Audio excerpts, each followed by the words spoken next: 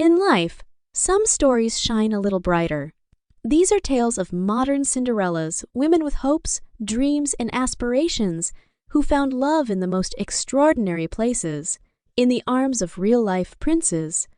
As the clock strikes 12, instead of carriages that turn to pumpkins, they step into a world of timeless romance, age-old traditions, and a royal life adorned with both duty and dazzle.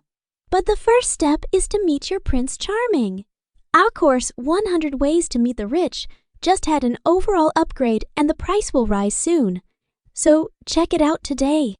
Journey with us as we unravel the captivating stories of women who transformed from being everyday souls to wearing the crown, having won not just kingdoms, but the hearts of princes. Welcome to the timeless dance of love and royalty. Number 1. Attend prestigious school. Many prestigious schools in Europe have deep historical ties with royalty. These institutions have educated generations of royals and are often considered appropriate choices due to the traditions and values they uphold. When many generations of a royal family have attended a particular institution, it becomes an unwritten rule or expectation for the next generation to follow suit. Prestigious schools often offer a high standard of education, ensuring that the future leaders of a country are well educated and prepared for their roles. These schools are often attended by other elites, including aristocrats, business leaders, and politicians. Attending such institutions allows young royals to build a network that they can rely upon in their future roles. Prestigious schools often have a rigorous curriculum and a host of extracurricular activities that help in character building, leadership skills, discipline, and other qualities deemed essential for royals. High-profile schools are better equipped to handle the security and privacy needs of royal family members. They have the resources and experience to ensure that the royals are protected and their privacy is maintained. Prince William and Kate Middleton. Prince William and Kate Middleton met at St. Andrews University in Scotland. Kate changed her initial choice of attending Edinburgh University to study at St. Andrews, aligning her course to be the same as Prince William's. Although she had previously secured accommodations at Edinburgh, she took the risk of not getting into St. Andrews and postponed her education by a year. When William's decision to attend St. Andrews was made public, the university saw a 44% spike in applications. Many believe William became interested in Kate after seeing her in a charity fashion show there, where he even paid £200 for a front row seat. His interest peaked after seeing her wearing a see-through dress. Ladies, we have a free ebook called Dress Like a Socialite, served as your ultimate guide for crafting a stunning, elegant style that turns heads in any high society setting. Download now for free, since we may charge for it later. William moved into a flat with 3 friends, including Kate. The two started dating shortly after. While their romance began during their time at St. Andrews, it was their appearance together on the ski slopes of Closters in 2004 that confirmed their relationship to the public. They tied the knot in a dreamlike ceremony at Westminster Abbey, watched by almost 72 million viewers globally. With her marriage to William, Kate acquired the titles Duchess of Cambridge, Countess of Strathearn, and Lady Carrickfergus. Number 2. Attend famous sporting event. Many sporting events have deep historical connections with royalty. For instance, certain sports like polo, horse racing, and rowing have traditionally been considered royal sports due to their association with the aristocracy. Often, royals have ceremonial roles at these events. For instance, they might present trophies or medals, or they might be patrons of the sporting organizations. Attending such events provides royals with an opportunity to engage with the public in a relaxed and non-formal setting. When royals attend events, especially international competitions, they are showing support for their country's teams and athletes. Their presence often boosts the morale of the participants and can be seen as a representation of the entire nation's backing. By attending sporting events, royals can also promote the importance of physical activity and sportsmanship to the broader public. It can encourage others to take up sports or be more active in their daily lives. Just like anyone else, royals can be avid sports fans. They might genuinely enjoy watching the competitions and supporting their favorite teams or athletes. Prince Albert II of Monaco and Charlene Wittstock. Prince Albert, the child of Prince Rainier III and Grace Kelly, had known South African Olympic swimmer Charlene Wittstock for 10 years before they wed in dual civil and religious events. The grand ceremony had notable guests like the Earl and Countess of Wessex, later known as the Duke and Duchess of Edinburgh. Charlene was 22 when she met Albert at a Monaco swim meet in 2000. The couple truly got acquainted in person when Charlene came to Monte Carlo, Albert's hometown, for a swimming event, as noted by Vogue. Their wedding took place on 1st and 2nd July, 2011 at the Prince's Palace in Monaco. Charlene's background as an Olympian and her life in Africa gave her a unique perspective in the world of European royalty. Today, Princess Charlene is committed to teaching children to swim and educating them about water safety through her foundation, the Princess Charlene of Monaco Foundation. Mary Donaldson and Crown Prince Frederick. When they first met, their interaction was a simple handshake. She first crossed paths with Fred at Sydney Seabeat Pub, the slip-in during the 2000 Olympics. Unknowing to her at the time, he was the Prince of Denmark. It wasn't until about 30 minutes later that someone clued her in on his royal status. In the initial year of their relationship, they maintained a long-distance bond, with Frederick discreetly visiting Australia. By 2001, Mary relocated to Denmark, turning their love story into a global sensation.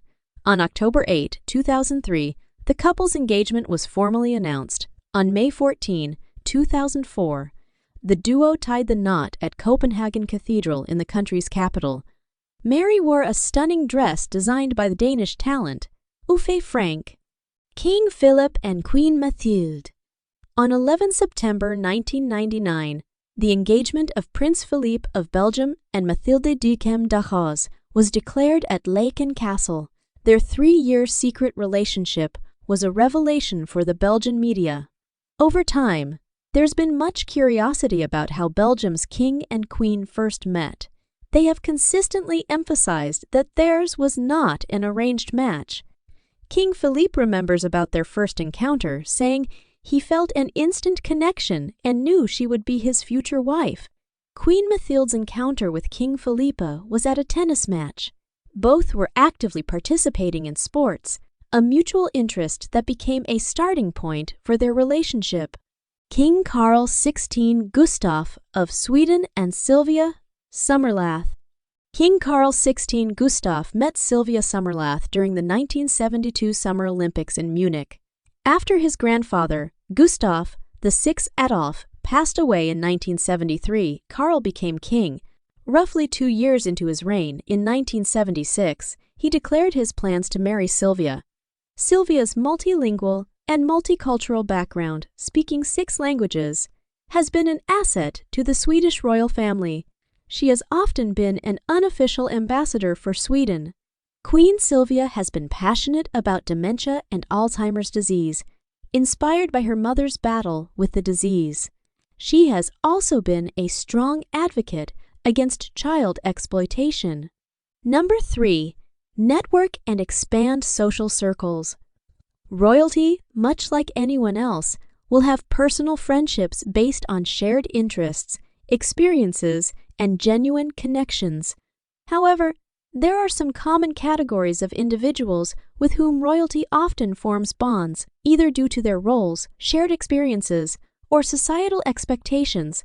Historically, royalty has been closely connected with the aristocratic and noble classes of their own countries and others. Royals are often patrons of charities or are involved in philanthropic efforts. Through this work, they can form close bonds with individuals who share their passions for certain causes. To promote their country's interests, royals often interact with leading figures from the business world. These interactions can sometimes evolve into personal friendships. Prince Harry and Meghan Markle. Harry and Meghan met at a London spot called Dean Street Townhouse in 2016, thanks to a friend who introduced them after Harry spotted Meghan on Instagram. Harry talks about their first meeting in a Netflix series. Their long-distance relationship had them flying between the UK and Canada frequently. Meghan even once shared that they never went 2 weeks without seeing each other. Meghan faced considerable pressure and prejudice from sections of the British media. In his book, Harry revealed that their mutual friend, Violet von Westenholz, introduced him to Meghan, who was then starring in Suits. They started texting and planned their first meeting at Soho House on Dean Street, when Meghan visited for the Wimbledon tournament.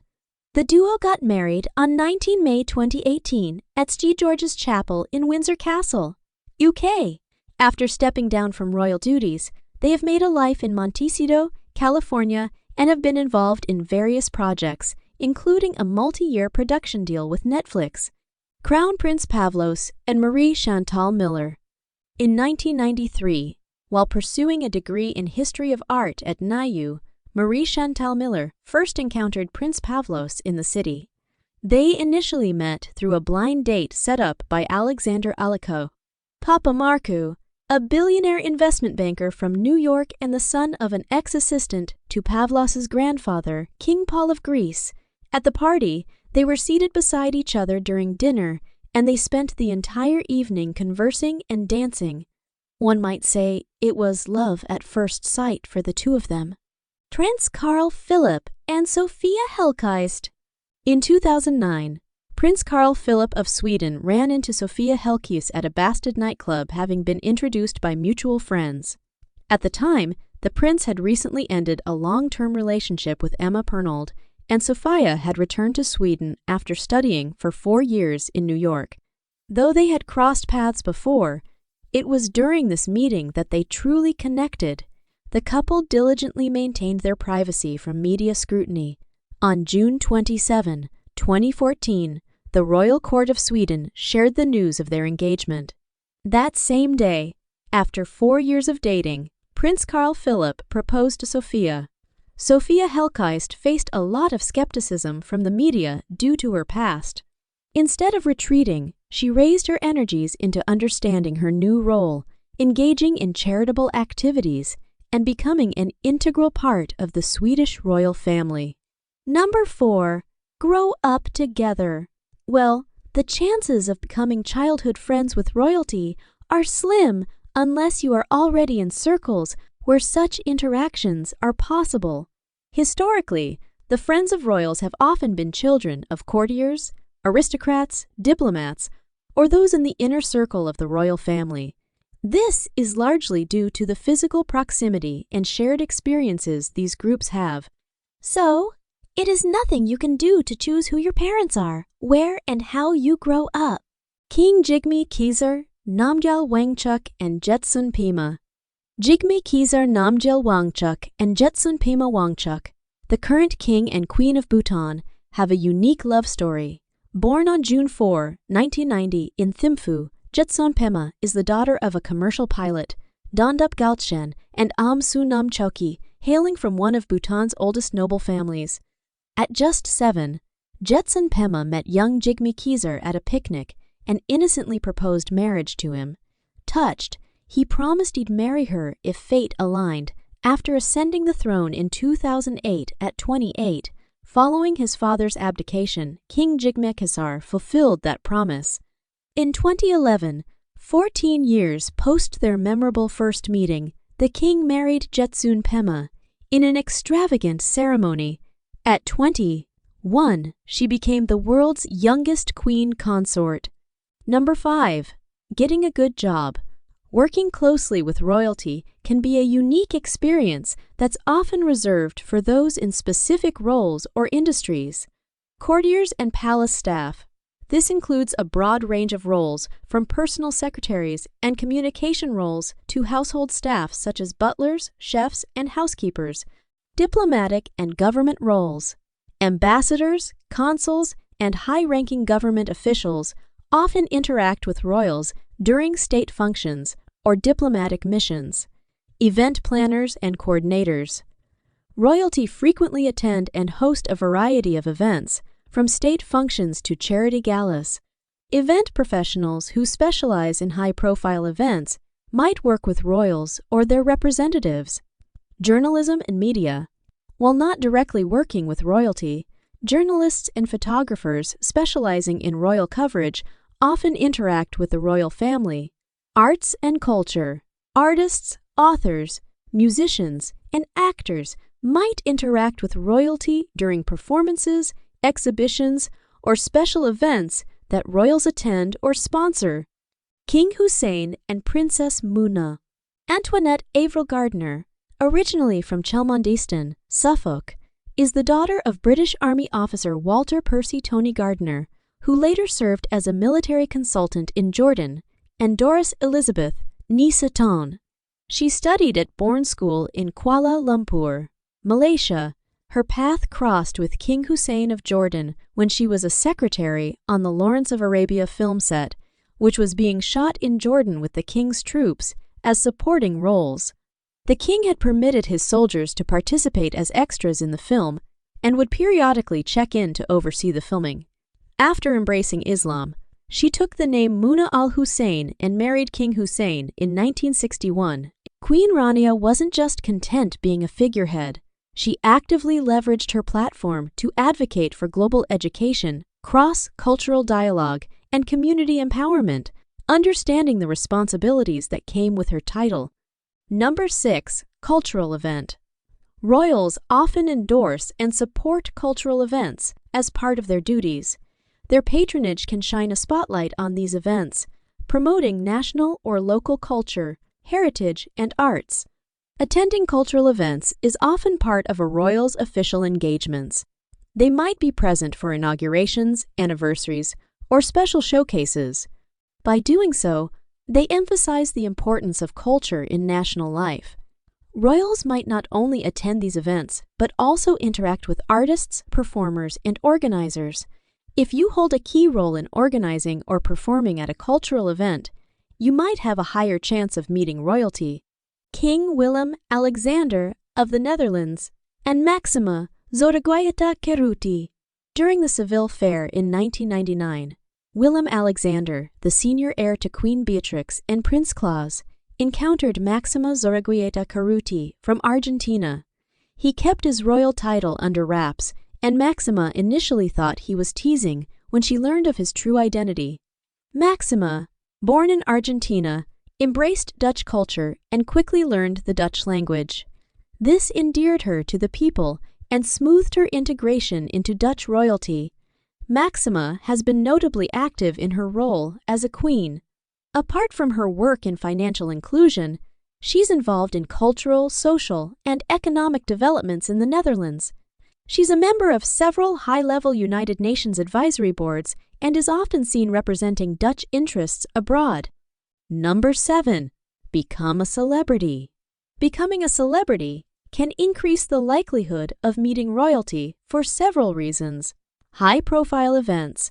Both celebrities and members of the royal family often attend high-profile events such as film premieres, charity galas, award ceremonies, and international festivals. These events provide opportunities for interaction. Diplomatic engagements. When royals tour other countries on official visits, they might meet notable figures from the host country, including its celebrities. Such interactions are designed to foster cultural exchanges and strengthen bilateral relations. Ambassador roles. Celebrities are sometimes chosen as ambassadors or representatives for campaigns, initiatives, or organizations that have a royal patronage. Social circles. Given their high-profile statuses, celebrities and royals often move in overlapping social circles or are connected through mutual acquaintances, leading to private interactions. Prince Rainier III of Monaco and Grace Kelly.